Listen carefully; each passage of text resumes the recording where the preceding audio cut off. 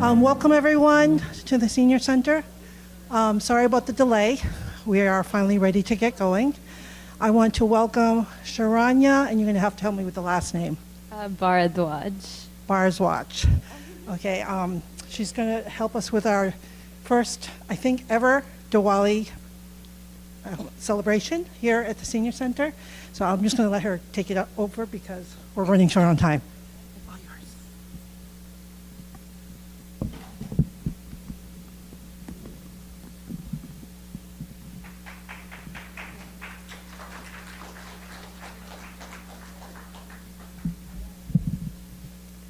Namaskaram.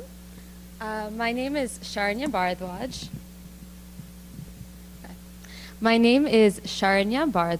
And I'm a senior at Acton-Boxborough Regional High School. And I'm delighted to be here with you all today, and thank you so much for allowing me to share just a slice of my culture with all of you. So what I'll be presenting today is just an introduction to a vast kind of South Indian dancing called Bharatanatyam, which I have been learning and performing in for the past 10 or so years, and I've had the opportunity to perform several full-fledged 3-hour performances like nationally and especially in the Boston area. So today we'll be looking specifically at this kind of age-old question of how art can transcend the confines of time. And to do this, we'll be taking a deep dive into the evolution of Bharatanatyam and also the festival of Diwali, as we talked about earlier. And specifically, we'll be looking at this thesis of art reflects life. So as we begin, I'd like to just do a small ritual for you all that we as dancers do before we start any kind of performance, whether that's practice or in a setting like this or on a stage. And I'd love for you all to give me your ideas as to what you think the meaning of what I did is.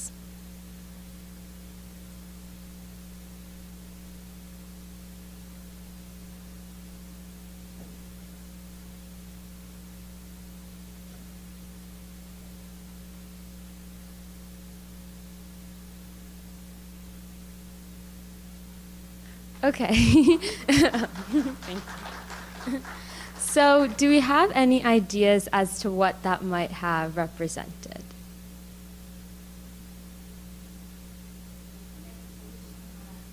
Yeah, it's definitely meditation in a way. So, does anyone else have any other ideas? Praying?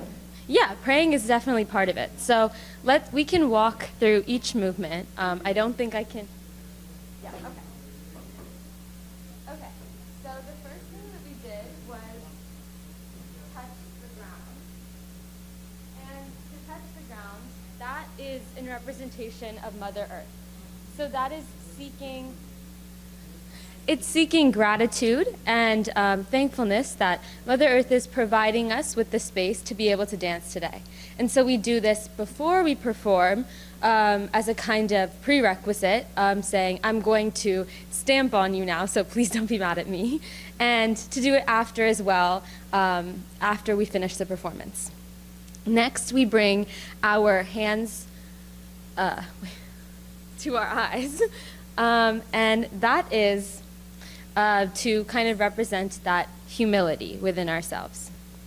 And then we raise our hands above our heads, and that is in our pursuit of any kind of higher power that we may believe in. So that's to seek gratitude and blessings from that higher power.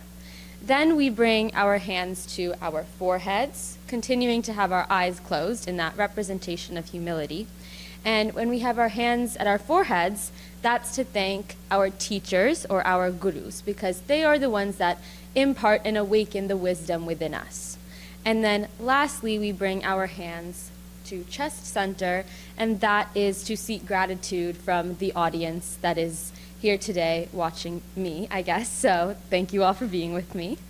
So that's all to say. There's kind of underlying themes of respect, gratitude, service, and openness.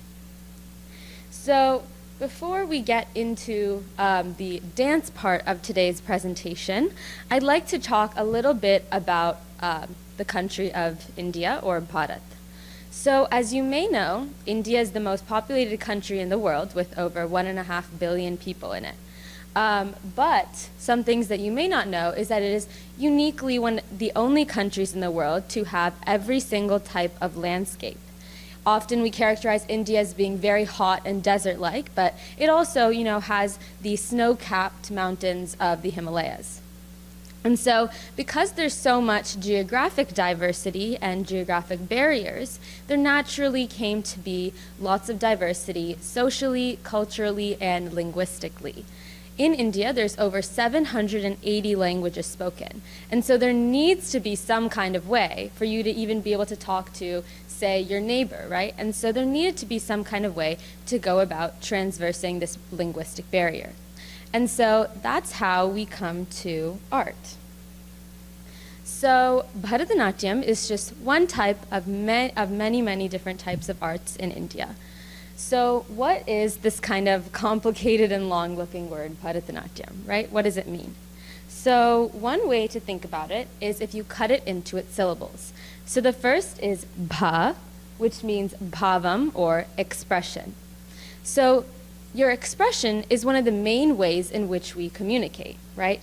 So I'm going to take a very, very simple phrase. I'm just going to say, you come here. But I'm going to show it in different ways and see how it conveys differently. So one way you could go about this is maybe you are talking to a friend and you're saying, hey, come here. Or maybe you're talking to a little child and you're saying, hey, come here.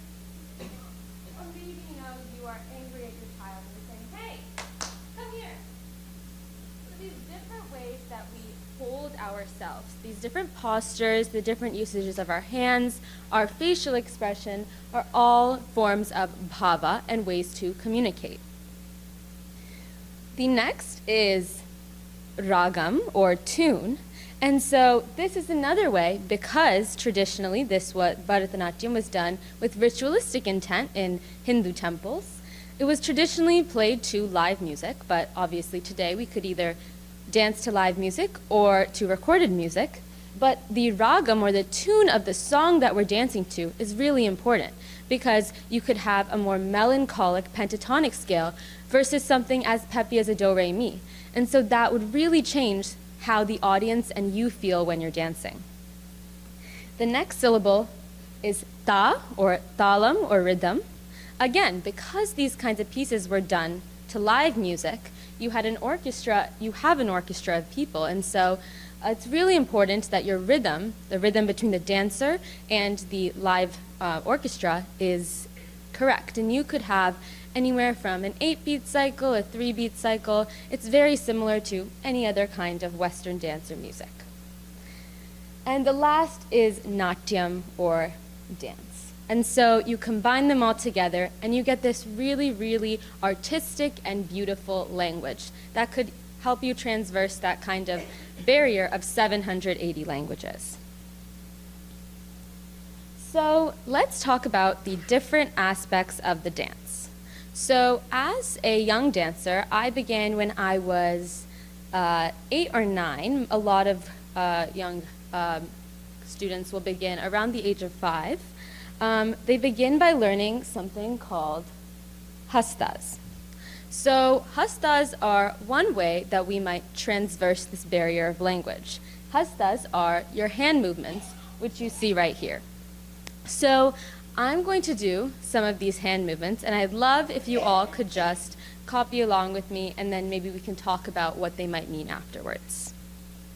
So the first is you cup your hands together like this, and place them together at the base, and bring your fingers in there. And then you can just open them and close. Okay, perfect. The next is put your hands out like this with your palms facing out, and then cross your hands and bring your thumbs together.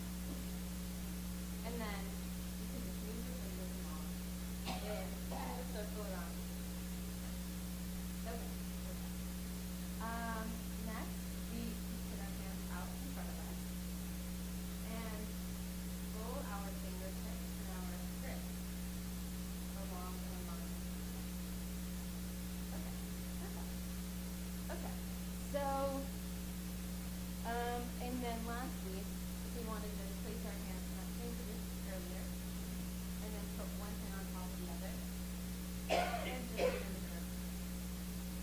okay, perfect. So let's go back to the first hand movement that we did, which was this. Do you have any ideas what this is? Exactly, a flower blooming. And so we see a flower blooming in so many different ways in our life. You know, it might be taking a flower off the tree, placing it in your hair. Maybe you're taking a flower and it smells so good that you want to eat it. There's different ways of interpreting that, but that's all. The next hand that we did was this. Do you have any ideas what this is? A bird, exactly. So you might see maybe a bird flying, sitting on a branch. It has a bird friend. The next hand movement that we did was this. Yeah, exactly, water or waves. And we see water in so many different ways in life. So it might be just like the skittering, uttering of the rain. It might be huge ocean waves. And then within that ocean, we see the fish that we did earlier. And so easily, just from this basic hand movement, you guys were able to catch on and understand what I'm saying. And so that's, again, one more way that we can transfer that linguistic barrier. So after you learn the hastas as a young dancer, the next thing to learn on your journey is something called adavus. So an adavu is like a word. And so you learn many, many words. For probably about 1.5 or 2 years, you learn many of these adavus. And then when you feel and your teacher feels that you're ready, you begin to piece those words or adavus together into a sequence of words. So now you've formed a sentence. And that sentence is what we call a jati. And then when you piece the jatis together with emotional segments, you get a piece. And that's kind of like a paragraph. And then you put many pieces together and you have what we call a margam. And that margam is like your finished book. It's like the finished product. And because you have these kinds of long pieces that show the intersection between jatis and emotion, you get a performance with about 9 pieces that could be anywhere from 2 to 3 hours long. So I'm going to be showing you guys an example of just a small jati. And again, this would be if you piece together many different words into one single phrase.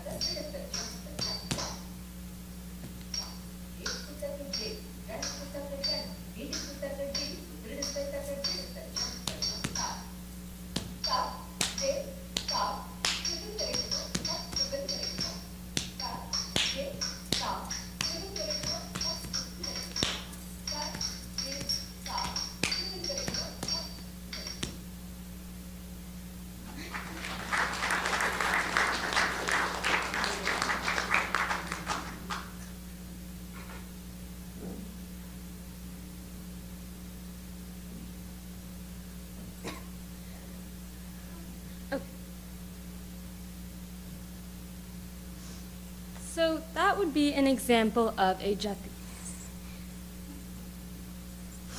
So as we move into the hardcore dance part of the performance, I'd love to answer any clarifying questions before we move into that, if anyone has any. Okay, sounds good. Oh yeah.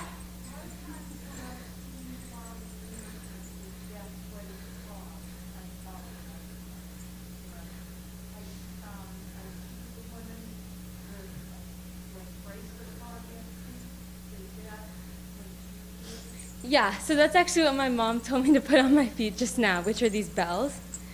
And I don't know, that's what I assume you're talking about by bracelets on your feet. And this just helps to kind of like convey that noise that the feet are making on the ground, especially because you have really loud music or you have a live orchestra playing, and so without the bells on your feet, the noise of your feet begins to drown out, and the noise of your feet is really important for that audience engagement and also your own engagement. Yeah.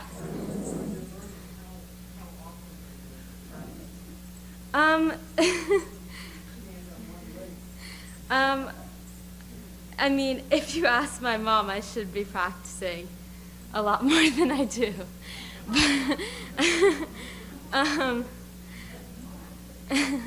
I would say I definitely need to practice every single day to be in the kind of like shape and with the kind of stamina that's necessary to perform for something like 2 or 3 hours. Yeah.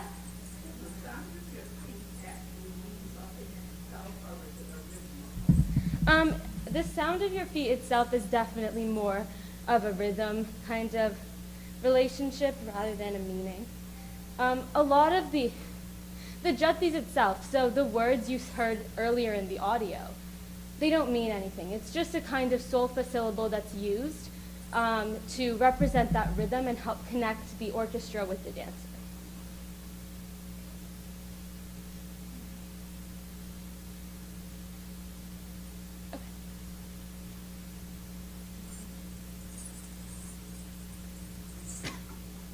Okay, so the next piece that I'll be performing is about the god Nataraja. So as we said earlier, these kinds of dances began with ritualistic intent in Hindu temples. And so because of that, one of the ways that dancers specifically in these temples would worship the higher power that they believed in, and in Hinduism, one of those gods would be Lord Nataraja, who is the Lord of Dance, would be through dance. And so the piece that I'll be performing is called Natesha Kautvam, and there is no real emotion behind it. The words just say, they're just in praise of Lord Nataraja and seeking his blessings.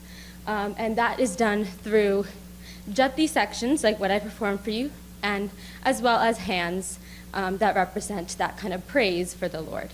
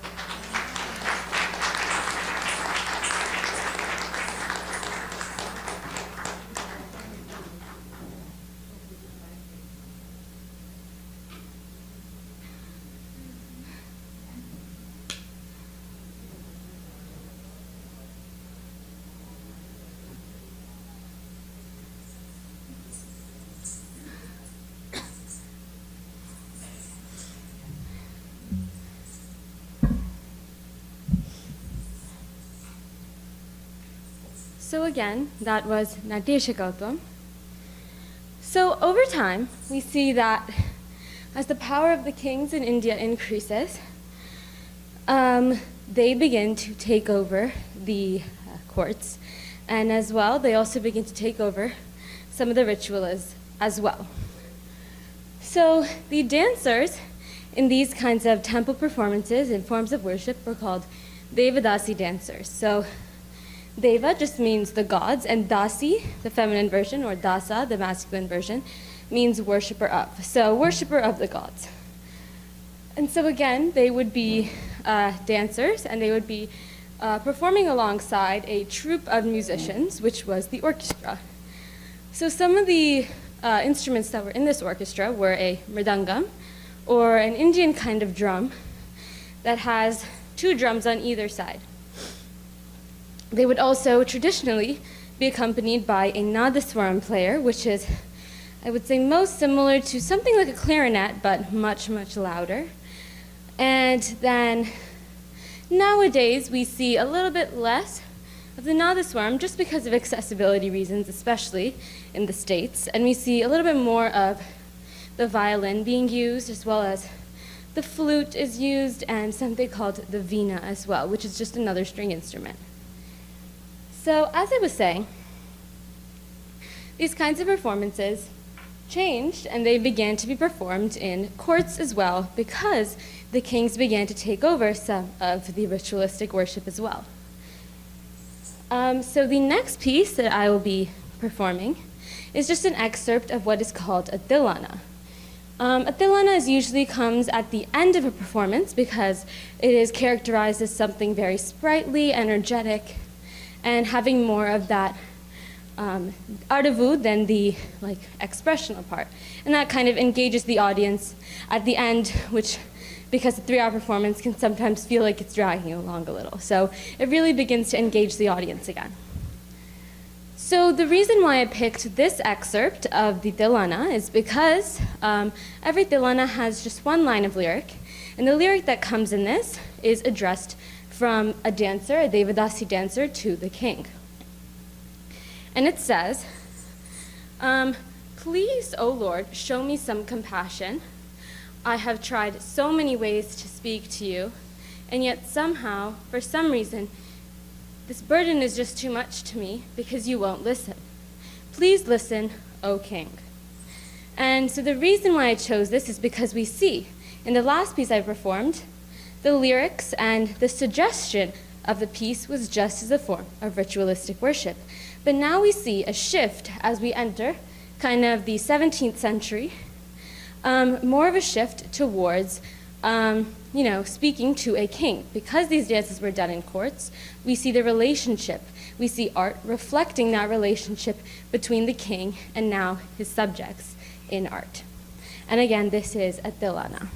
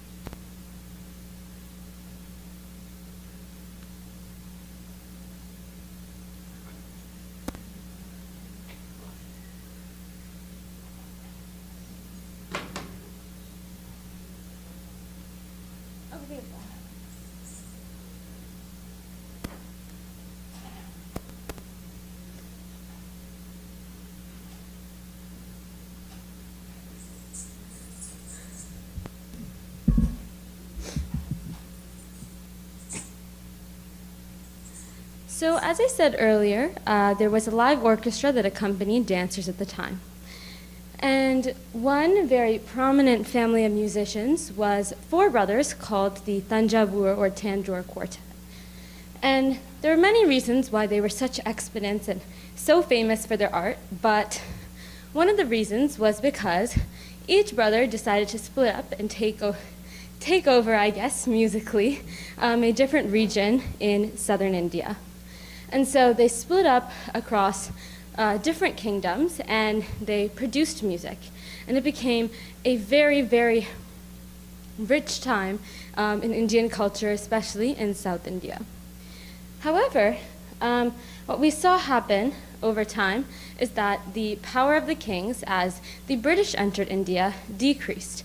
And so they didn't really have the same kinds of resources necessary to be able to support these kinds of musicians and dancers in the court. And so because the art and music and dance was so rich and the culture was so rich, we saw that the art didn't disappear, and yet it shifted into a setting more like this one, a salon setting. And so the art itself reflected that. The next piece that I'll be doing is purely an expression piece that uses my postures and my facial expressions in my hands to express a message. And the message is what really reflects that shift to the salon setting. Before, we saw in the beginning that these pieces were only done as ritualistic worship, as a form of receiving blessings and seeking gratitude from the Lord. Then we saw the shift to speaking to the king, as the dance itself shifted into the courts of kingdoms. Now we see it in the salon setting. So the piece that I'll be doing is called a Javali, and it is usually about a young maiden, probably about my age, sometimes younger, sometimes a bit older. And it is usually very, very energetic. So the expression in this one is a little bit angry, something we call a kantita naika. So what the piece is about is a young girl, again, roughly about my age, who is experiencing the trials and tribulations of her first love. And so she has recently broken up with this guy, and he comes to her door, and he's knocking on it. He's saying, please let me in, I'd like to apologize. And, after some kind of inner toil, she finally opens the door to him. But in that moment, she has an epiphany, and she realizes, you know what? All the promises you made, you promised me a necklace, you promised me bracelets, you promised me a nose ring, earrings, all these materialistic things, and I didn't receive it. But it's not just the materialism. It's the fact that I can't believe any of the promises that you make me. And so it's kind of, for the first time, this empowering sort of piece we see, where women can kind of feel empowered to speak their mind as we shift to that salon setting. So again, this is called Nimata.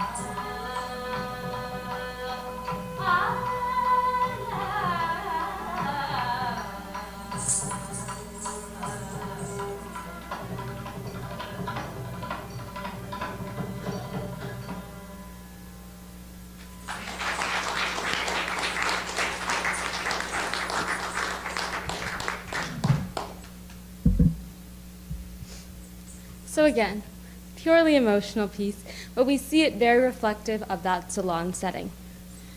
So over time, as we enter the 18th century, the 19th century, and then into the 20th century, the power of the British Empire in India is constantly on the uprising, constantly increasing. So to the point where by the 1920s or so, we see in an attempt to kind of make that final rip at the rich Indian culture, the British completely ban dance in India. And so this kind of classical art form was completely ripped from the culture.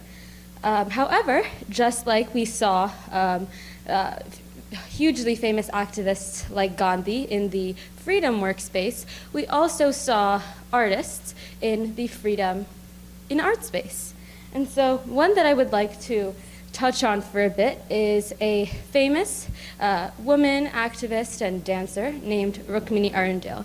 And what she did that was so inspiring to so many, including myself, is that in the 1930s and the 40s, despite the fact that there was all this outrage for dance and Indian culture, we see that she starts a Bharatanatyam dance school in the Indian state of Tamil Nadu in the city Chennai in India.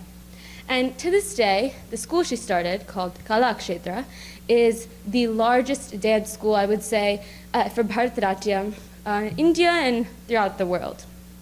And so, despite these kinds of barriers, she pioneered as an artist in this new era, and she got past those barriers when the British ripped that culture and the ability to dance from them. And so, after the Indian Revolution in the late 1940s, we see that there isn't really that need to kind of pursue art as a form of activism in the same kind of way it was done before. And so we see this kind of return to art used just as a form of expression. And so one of the very common expressions I assume all of us have felt as young children was the joy of playing with a ball. A very simple kind of pleasure, but these were the kinds of things, now that they no longer had to fight for their freedom so explicitly, that they could now pursue through their art and show that kind of expression through their art. So the next piece that I'll be performing is a very, very short excerpt, and it's just about a girl or a dancer showing that joy of playing with her ball.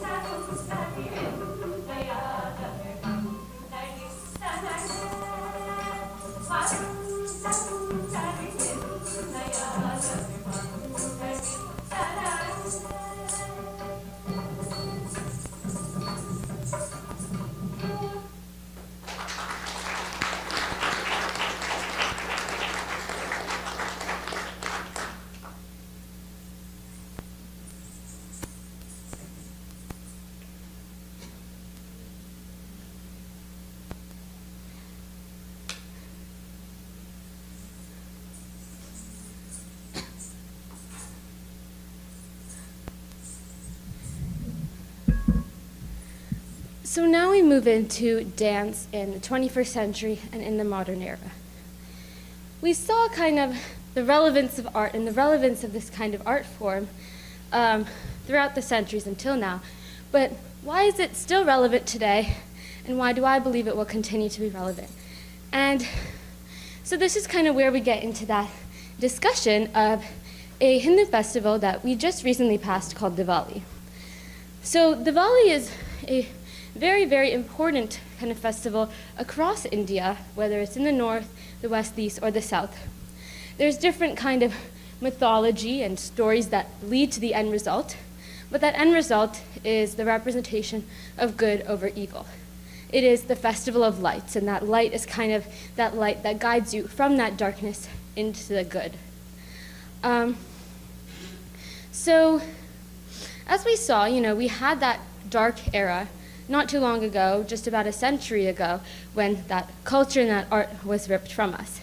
But just because, India has independence today, that doesn't mean that there's no problems in Indian society or, American society or anywhere in the world.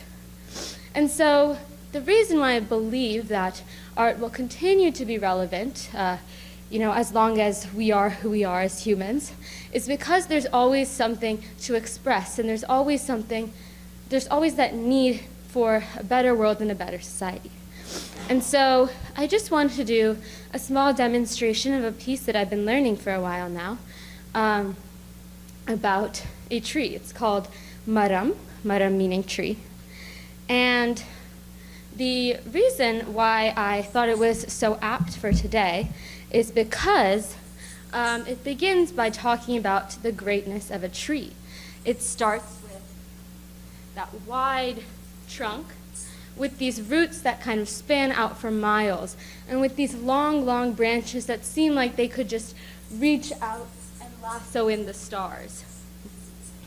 And so as the piece goes on, it continues talking about many different aspects of the tree and reasons why the tree is so beneficial to our lives. Not only does it provide us with clean energy to breathe, but it could provide us with shelter on a hot day. It could provide us with literal shelter. The wood becomes our homes. There's many cultures where the bark of a tree could be used as medicine. So there's all these different kinds of ways that the tree helps us. But as the piece goes on, that main chorus line or word, maram, in the Tamil language, changes to maran. It's a very, very slight change, an am ending to an an ending, but the difference is really significant. So it goes from saying tree to he forgot. So it talks about all these benefits of the tree, but it ends on this really reflective note, saying, despite all these benefits, he forgot, and he used the tree for his selfish reasons by cutting up these trees and, making more space for his home or his things. And so it kind of speaks to this really important moment in our lives where we have to think about, deforestation and all these problems that we face today. So even though there isn't necessarily that same struggle we had 100 years ago in India for independence, we continue to have struggles today, and that's why think that whether it's to represent those simple pleasures or as a form of activism or social awareness for ourselves, art will continue to be relevant. And in light of the Diwali festival, we will continue to kind of persevere with determination and with art through that evil into the goodness. So, thank you.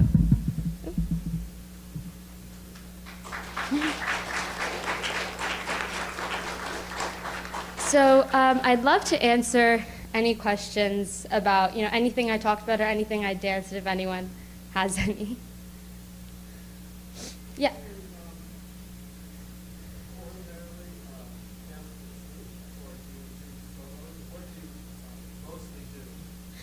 So it kind of depends on, what the purpose or like the theme of the presentation is. Usually every presentation will have a theme, but you could dance solo or with a troupe. I've danced solo in this kind of setting or on an actual stage, both by myself and as a troupe. There's not really much of a difference. It's just kind of what, the choreographer and like believes would be best and what like the artistic belief is, Yeah.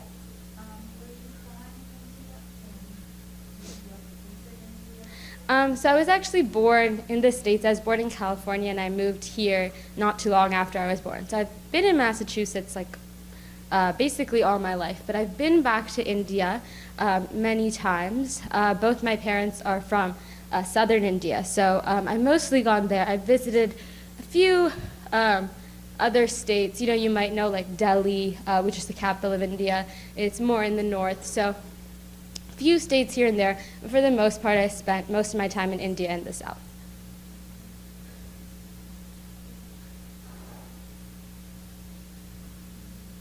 Yeah.